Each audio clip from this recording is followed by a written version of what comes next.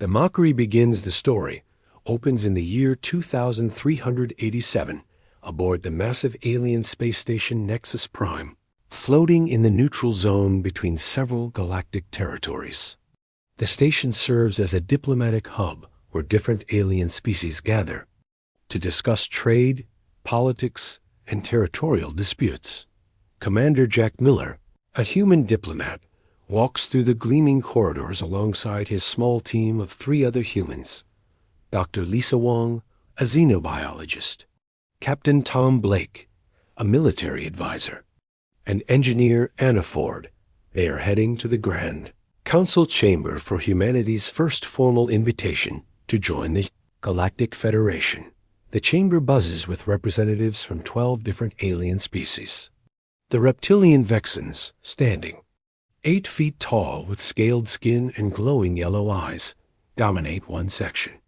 The insectoid Krell, with their chitinous exoskeletons and compound eyes, occupy another area. The gaseous ethereals float in special containment suits, while the crystalline Zephyrite pulse with inner light dot. As Jack approaches the speaking platform, whispers and clicks fill the air. The translation devices pick up fragments of conversation, mostly dismissive comments about the soft-skinned weaklings and primitive bipeds. High Chancellor Vorik, a towering Vexan with ceremonial scars across his snout, calls for order. His voice booms through the chamber as he addresses the assembly. We gather today to consider the petition of the species called ... humans to join our federation. Laughter erupts from several sections. A Krell representative, Ambassador Threx, rises on his 6 legs. These creatures are barely past their nuclear age. Their bodies are fragile, their lifespans pathetically short. What could they possibly offer us? Dr. Wong steps forward, her scientific mind trying to present humanity's achievements. She speaks about their rapid technological advancement, their adaptability, and their unique problem-solving abilities. But her words are met with more derision. Adaptability? Scoffs Commander Zane, an ethereal whose voice sounds like wind through crystals. They require specific atmospheric conditions, precise temperature ranges, and constant nourishment. They break bones from simple falls and die from microscopic organisms. Captain Blake's jaw tightens as he watches the proceedings. His military training tells him to stay calm, but the insults are mounting. The aliens point out humanity's violent history, their tendency toward internal conflict, and their emotional decision-making processes. They cry when sad, sweat when nervous, and bleed when cut, continues Ambassador Threx. Their own planet tried to kill them with ice ages, plagues, and natural disasters. They survived only through luck and stubbornness. Engineer Ford quietly takes notes on her tablet, recording everything. Her technical mind is already analyzing the alien technologies she observes around her, noting weaknesses in their designs and potential improvements. High Chancellor Vorik raises his clawed hand for silence. The question before us is simple. Are humans worthy of Federation membership? Do they possess any qualities that would benefit our alliance? A new voice speaks up from the back of the chamber. General Korth, a massive bear-like alien from the Ursine Collective, stands slowly. His species is known for their strength and warrior culture. Perhaps we should test them, he growls. Let them prove their worth in the arena of trials. Suggestion causes excitement among the more aggressive species. The arena of trials is a series of challenges designed to test physical prowess, mental acuity, and tactical thinking. Most species send their best warriors and champions. Jack exchanges glances with his team. They came prepared for diplomatic negotiations, not gladiatorial combat. But the challenge has been issued publicly, and refusing would mean immediate rejection from the Federation. We accept, Jack says simply, his voice carrying across the chamber despite its quiet tone. The aliens seem surprised by the quick acceptance. They had expected the humans to ask for time to prepare or to send for their champions. Instead, these 4 ordinary humans are volunteering to face trials designed for the galaxy's most formidable beings. Very well, High Chancellor Vorak declares. In 7 solar cycles, these humans will face the arena of trials. If they succeed, we will reconsider their application. If they fail, he doesn't need to finish the sentence. Everyone understands the implications. As the council session ends, the aliens disperse while chattering about the upcoming entertainment. They place bets on how quickly the humans will be eliminated and joke about their certain defeat. Some even suggest selling viewing rights to other systems. Jack and his team are escorted to their quarters, a small section of the station designed for carbon-based life forms. As they settle in for the night, each human contemplates the challenges ahead. They are outnumbered, outgunned, and underestimated, but they are also human. And that, as the galaxy would soon learn, changes everything. The first part ends with Jack looking out at the stars through their quarters viewport, his reflection showing a quiet determination that the aliens had failed to recognize during their mockery. The human team spends the next 3 days observing their alien hosts and studying the arena of trials. Dr. Wong uses her xenobiology expertise to analyze the different species' strengths and weaknesses, while Captain Blake assesses their military capabilities. Engineer Ford examines the station's technology, and Commander Miller engages in careful diplomatic conversations. The arena of trials consists of 5 challenges: physical endurance, mental puzzles, combat skills, survival instincts, and leadership. Under pressure. Each test is designed to push participants to their absolute limits. During their observation period, the humans witness a practice session between Krell and Vexen champions. The Krell warrior, named Stryker, demonstrates incredible speed and agility, his 6 legs allowing him to move in ways that seem impossible. His chitinous armor deflects practice weapons with ease, and his compound eyes track multiple targets simultaneously. The Vexen champion, called Crusher, shows devastating strength. His clawed hands can tear through metal plates, and his scaled hide resists most forms of damage. When he roars, the sound alone can disorient opponents. "Look at them," whispers Dr. Wong as they watch from the observation deck. Stryker's exoskeleton is amazing, but it's rigid. He can't bend certain ways. Captain Blake nods. And Crusher relies too much on brute force. He telegraphs his attacks. The humans notice something the aliens don't seem to realize. Each species has evolved for specific environments and challenges. The Krell are perfect for quick strikes in their hive worlds, but they struggle with prolonged engagement. The Vexens are unstoppable in direct combat, but they lack flexibility in their tactics. Meanwhile, the aliens continue their mockery. During a shared meal in the station's central dining area, Ambassador Threx approaches their table. "I trust you're enjoying your last few days of comfort," he clicks with amusement. The arena has claimed many champions over the centuries. "How many humans have attempted the trials?" asks Jack calmly. "Humans? You're the first to even reach this station. Most species are rejected long before they get this far." Dr. Wong looks up from her meal. "What's the record for completing all 5 trials?" "No single individual has ever completed all 5, Threx admits. The trials are designed to be attempted by teams of specialists. The record is held by the Zephyrite, who completed 3 trials before their crystalline matrix shattered from stress. Engineer Ford raises an eyebrow. "So you're saying it's impossible?" "For most species, yes. The ethereals managed 2 trials before their gaseous forms dispersed. The Ursine Collective's strongest warrior completed 2.5 before exhaustion claimed him. That evening, the humans gather in their quarters for a strategy session. They spread out data tablets and holographic displays, analyzing everything they've learned. We're approaching this wrong, Jack realizes. They expect us to fail because they're measuring us against their own standards.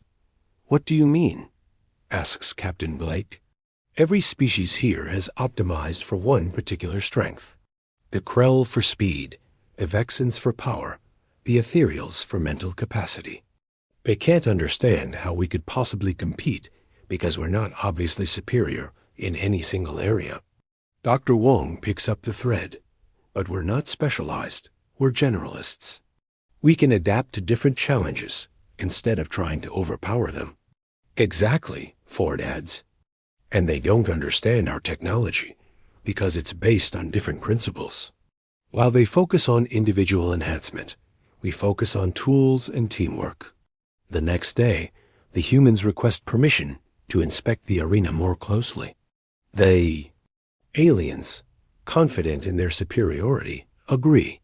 They want to see the humans' reactions when they realize the impossibility of their task. Asterisk. The arena is a massive complex with 5 distinct zones. The physical endurance area features obstacle courses that seem designed for beings twice as tall and 3 times as strong as humans. The mental puzzles section contains logic problems that require processing speeds beyond human capability. The combat skills arena is filled with weapons designed for claws, multiple limbs, and alien physiologies. But as the humans examine each challenge, they begin to see possibilities that the aliens have missed. The obstacle courses can be navigated using momentum and leverage rather than brute strength. The logic puzzles, while complex, follow patterns that human intuition can grasp. The weapons, designed for alien hands, can be modified or used in unexpected ways. They've built these trials to test alien capabilities, observes Jack. But they've never considered how a human might approach them. The aliens watching them shake their heads in what seems like pity. To them, the humans appear to be deluding themselves about their chances. General Korth approaches as they finish their inspection. Having second thoughts? He rumbles. It's not too late to withdraw your petition. Jack looks at the massive bear-like alien. We're just getting started. The second part ends with the humans returning to their quarters, their confidence growing despite the overwhelming odds against them. Asterisk. The day of the arena of trials arrives with great fanfare. Representatives from dozens of star systems have come to witness what they believe will be humanity's spectacular failure. The viewing galleries surrounding the arena are packed with alien dignitaries, all placing bets on how quickly the humans will be eliminated. High Chancellor Vorak presides over the ceremony from his elevated platform. Today, we witness the species known as humans attempt the arena of trials. Let the record show that they have chosen to face all 5 challenges with only 4 members. The crowd murmurs with amusement. Most species bring teams of 10 to 20 specialists for the trials. The fact that 4 humans think they can succeed where entire alien armies have failed seems like the height of arrogance. Commander Miller steps forward with his team. They wear simple black uniforms with minimal equipment, a stark contrast to the heavily armed and armored champions they've observed in practice sessions. The aliens point and laugh at their apparent lack of preparation. First challenge, physical endurance, announces Vorak. Participants must navigate the gauntlet of strength within the time limit. The gauntlet is a nightmarish obstacle course designed for beings with the strength of Vexans, the speed of Krell, and the flexibility of Ethereals. Massive walls to climb, crushing mechanisms to avoid, and pressure plates that require tremendous force to activate. The alien champions who have attempted it before relied on brute strength to smash through barriers or superhuman speed to outrun. The hazards all have failed because the course requires multiple superhuman abilities simultaneously. Captain Blake approaches the starting line. The aliens expect him to charge forward like their own warriors, but instead he stands still for a moment, studying the course with tactical precision. What's he doing? ASKS Ambassador Threx from the viewing gallery. The timer has started. Blake begins moving, but not in the way anyone expects. Where the aliens tried to power through the barriers, he uses leverage and physics. He doesn't try to lift the massive stone blocks. Instead, he uses a simple lever system created from debris to move them aside. When he reaches the crushing mechanism, he doesn't try to outrun it. Instead, he studies its timing, finds its rhythm, and dances through it with precise movements. The mechanism is designed to catch fast-moving targets, not someone who moves with perfect timing. The pressure plates prove more challenging. They're designed to require tremendous weight or force to activate. But Blake notices something the alien designers missed. The plates are part of an electrical system. He uses his knowledge of circuits to short them out, causing them to activate without the required pressure. Impossible, breathes General Korth. The course is designed to be unbeatable. Not unbeatable, Dr. Wong observes from the arena floor. Just unbeatable by alien standards. Blake reaches the end of the gauntlet. In record time, not through superior physical ability, but through superior problem-solving and adaptability. The arena falls silent as the time display shows he has not only completed the course, but done so faster than any previous attempt. The second challenge begins immediately. Mental puzzles. The test involves solving a series of logic problems that require processing massive amounts of information simultaneously. The puzzles are designed for minds that can handle multiple parallel thought processes. Dr. Wong steps forward to take this challenge.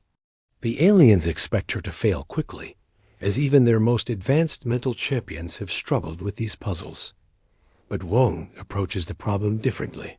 Instead of trying to process all the information at once, she recognizes patterns that the alien designers didn't consider.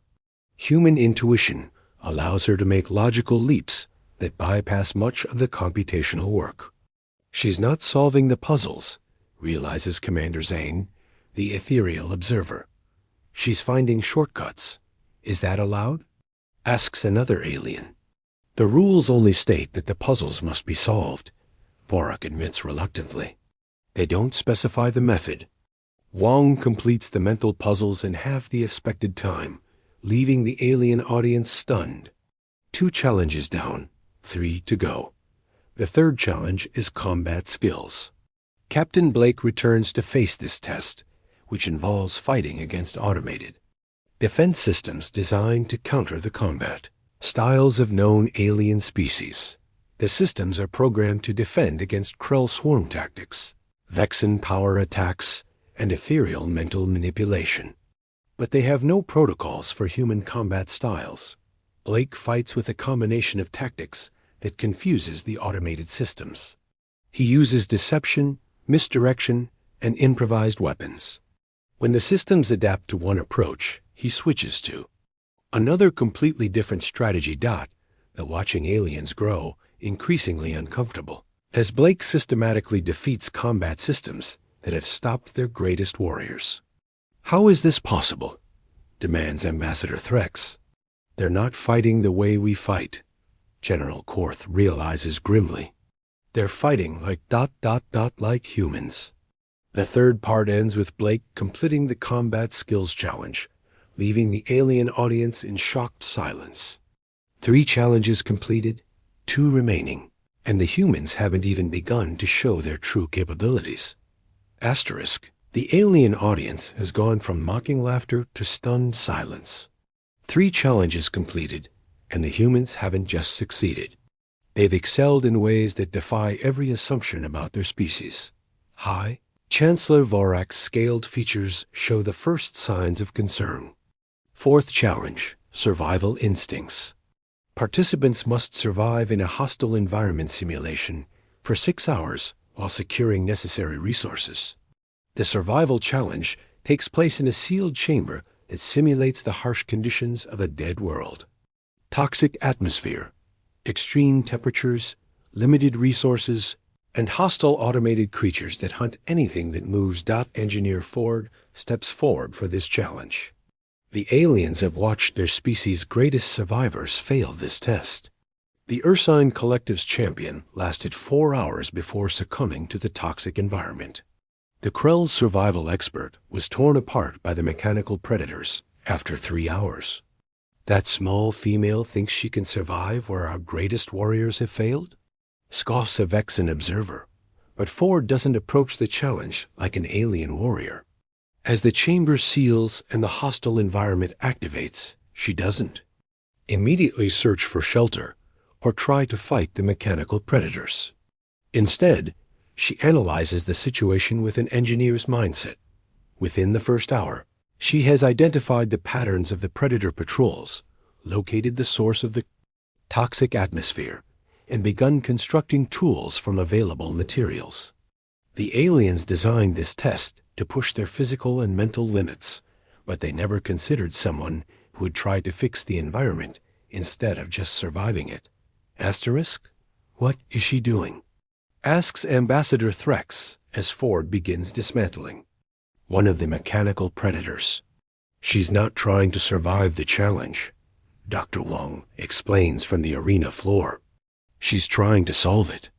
Ford uses components from the disabled predator to create a filtration system for the toxic atmosphere. She reverse engineers the chamber's environmental controls and begins systematically improving the survival conditions. By the 4th hour, she has turned the hostile environment into a functional workshop. The mechanical predators, designed to hunt using heat signatures and movement patterns, can't adapt to her modified environment. She has essentially hacked the survival challenge, turning it from a test of endurance into a demonstration of human ingenuity. 6 hours completed, announces the arena's automated system. Survival challenge, passed with unprecedented efficiency. The alien audience is no longer just surprised. They're beginning to look worried. 4 challenges completed, and each human has approached their test in ways that no alien had ever considered. The 5th and final challenge is leadership under pressure. This test requires the participant to coordinate multiple simultaneous crises while making decisions that affect the outcome of simulated scenarios. Commander Miller steps forward for the final challenge. The test presents him with a holographic command center where multiple emergencies are occurring simultaneously. A space station losing life support, a fleet under attack, a diplomatic crisis, and a resource shortage that threatens an entire colony. Previous alien participants have failed this challenge because they tried to handle everything personally or focused on their species' particular strengths. Vexen leaders relied on aggressive action. Krell commanders used swarm tactics, and ethereal coordinators attempted to process all information simultaneously. Miller does something different. He doesn't try to handle every crisis himself. Instead, he begins delegating, not to subordinates, because he's alone in the simulation, but to the simulated personnel within each scenario. He's not commanding, realizes General Korth. He's enabling. Miller identifies the strengths of each simulated officer and crew member, then positions them where they can be most effective. He doesn't micromanage. Instead, he creates conditions where each individual can succeed. When the fleet comes under attack, he doesn't try to control every ship. He ensures the captains have the information and resources they need to fight effectively. The diplomatic crisis resolves when he finds common ground between conflicting parties. The resource shortage ends when he facilitates cooperation between competing colonies. The space station's life support is restored when he empowers the engineering teams to implement their own solutions. Leadership challenge, completed with maximum efficiency, announces the arena system. The silence in the viewing galleries is deafening. Commander Miller has just completed all 5 challenges of the arena of trials, something no individual from any species has ever accomplished. High Chancellor Vorak rises slowly from his throne. This is unprecedented. The trials were designed to be impossible for any single being. No, Miller replies calmly. They were designed to be impossible for any single alien. You built these challenges around your own limitations, not ours. Dr. Wong steps forward. Every species here has evolved to excel in specific areas. You've become so specialized that you've forgotten how to adapt. The fourth part ends with the alien delegates staring at the four humans in a mixture of awe and dawning fear. They're beginning to understand that they haven't just underestimated humanity. They've completely misunderstood what makes humans dangerous. Asterisk. The completion of the arena of trials should have been a moment of triumph, but the alien delegates now stare at the four humans with a mixture of awe and growing terror. What they've witnessed goes beyond impressive. It's paradigm dash. Shifting. High Chancellor Vorik descends from his platform, his scaled features showing uncertainty for the first time. You have completed the trials, but this raises more questions. Bennett answers. How is this possible? Commander Miller exchanges glances with his team. They've proven their capability, but now comes the harder part, explaining what it means. May I address the full assembly? Miller asks. The delegates murmur among themselves, but Vorik nods. Speak. Miller steps onto the central platform, his quiet voice carrying clearly through the chamber. You've all made the same mistake. You've measured humanity against your own standards and found us wanting. But you've never asked the right question, which is, demands Ambassador Threx. Not how strong we are, or how fast, or how smart. The question is, why did we survive?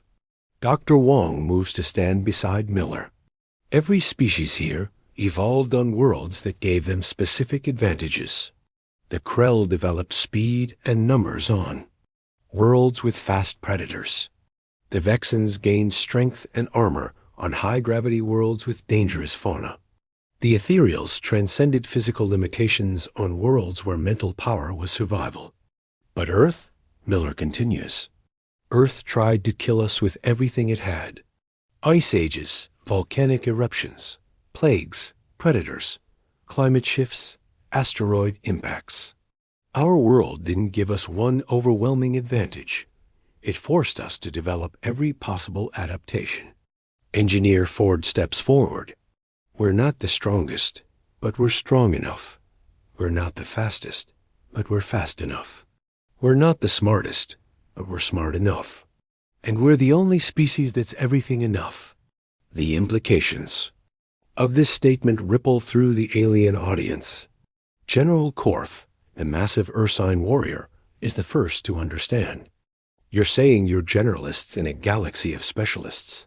More than that, Captain Blake adds. We're adaptive generalists. When you face a problem, you use your species' particular strength. When we face a problem, we become whatever we need to be. The alien delegates begin to shift uncomfortably. They're starting to understand that what they witnessed in the arena wasn't just individual skill. It was a demonstration of humanity's fundamental nature. Commander Zane, the ethereal, speaks with his wind-like voice. The trials. You didn't just complete them. You solved them. You found solutions we never considered. Because you couldn't consider them, Miller explains. Your species are locked into specific ways of thinking. You've optimized for your strengths, but you've also become prisoners of them. Dr. Wong activates a holographic display showing the galactic map. Look at your territories. The Krell expand in swarms, overwhelming weaker species. The Vexans take what they want through force. The Ethereals manipulate through mental superiority. Each species conquers using their particular advantage. But humans? She highlights Earth's position in the galaxy. We're surrounded by species more powerful than us individually.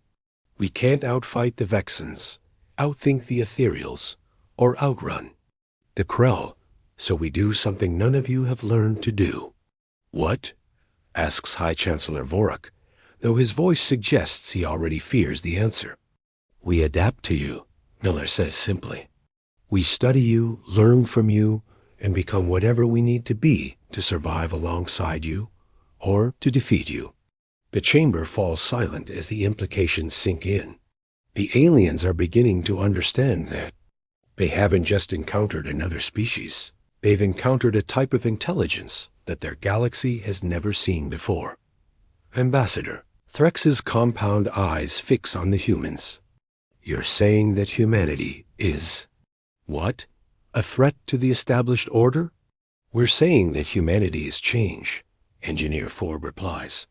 Every species here has reached a stable state. You've found your niche, and you've stayed in it. But we haven't stopped evolving, adapting, growing. Captain Blake addresses the growing tension in the room. You invited us here to judge whether we're worthy of joining your federation. But we're not asking to join your system. We're asking you to evolve with us. The alien delegates look at each other with growing alarm. They're realizing that accepting humanity into the Federation wouldn't just add another member. It would fundamentally alter the nature of galactic civilization. What if we refuse? Asks General Korth quietly. Miller meets his gaze steadily. Then you'll have to decide whether you want to compete with us or be replaced by us. The fifth part ends with the alien delegates facing a choice they never expected to make: evolve or risk extinction. The humans have revealed themselves not as supplicants seeking acceptance, but as the next step in galactic evolution. Asterisk. The silence in the Grand Council chamber stretches for long minutes as the alien delegates grapple with a revelation that shakes the foundations of their understanding.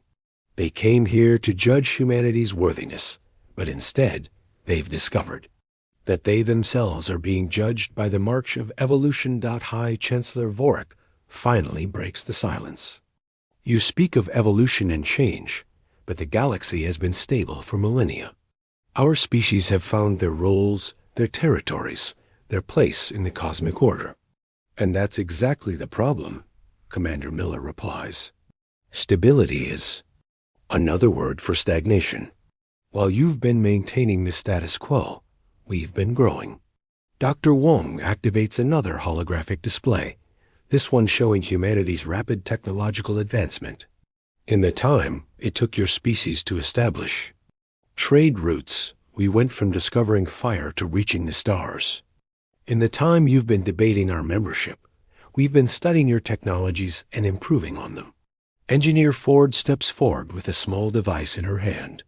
This is a communication relay based on ethereal mental interface technology, but modified with Krell efficiency algorithms and reinforced with Vexen metallurgy. We built it yesterday. The alien delegates stare at the device in shock. It represents a fusion of technologies that their species have never been able to achieve, despite millennia of interaction. Impossible, breathes Commander Zane. Those technologies are incompatible. The mental interface requires gaseous neural pathways. The Krell algorithms need hive mind processing, and our metallurgy is... He stops, realizing the implications. Is designed for your specific physiologies, Ford finishes. But we don't have your limitations. We can adapt your technologies to work together because we're not locked into your biological constraints. Ambassador Threx's mandibles click nervously. You're saying you can take our technologies and improve them? We're saying we already have. Captain Blake replies. Not just your technologies, your strategies, your cultures, your ways of thinking. We absorb what works and discard what doesn't. The aliens begin to understand the true scope of what they're facing.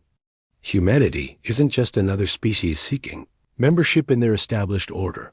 They're a force of change that threatens to revolutionize everything. General Korth stands slowly, his massive frame casting a shadow across the chamber. And if we see you as a threat, if we decide to eliminate you before you can upset our stability, the humans exchange glances, and for the first time in the proceedings, they smile. It's not a pleasant expression.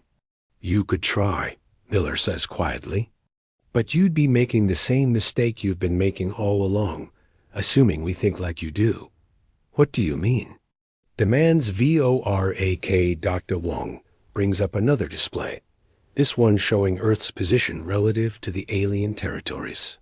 You're all thinking in terms of military conquest, territorial expansion, resource acquisition. You're thinking like predators. But we're not predators, Blake continues. We're survivors. We don't need to conquer you to defeat you. We just need to outlast you. The implications of this statement send a chill through the alien audience. They're beginning to understand that humanity's greatest weapon isn't strength, or speed or intelligence. It's persistence and adaptability. While you're debating whether to accept us, Ford adds, we're already spreading. Human traders are learning your languages. Human scientists are studying your technologies. Human diplomats are building relationships with your colonies. We're not asking for permission anymore, Miller concludes. We're informing you of what's already happening.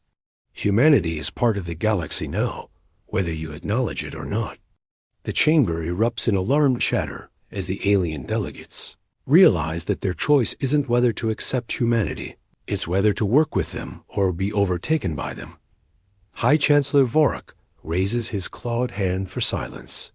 When the chamber quiets, he speaks with the weight of authority.